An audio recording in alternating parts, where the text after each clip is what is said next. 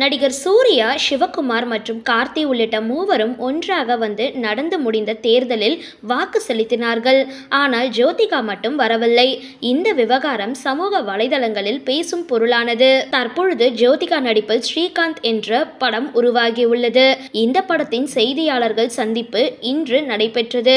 அப்பொழுது ஜோதிகாவிடம் சமூக பொறுப்பு குறித்து பேசுகிறீர்கள், ஆனால் தேர்தலில் நீங்கள் வாக்களிக்கவில்லை என பலரும் விமர்சித்தார்கள். அதை பற்றி உங்களுடைய பதில் என்ற கேள்வி எழுப்பப்பட்டது.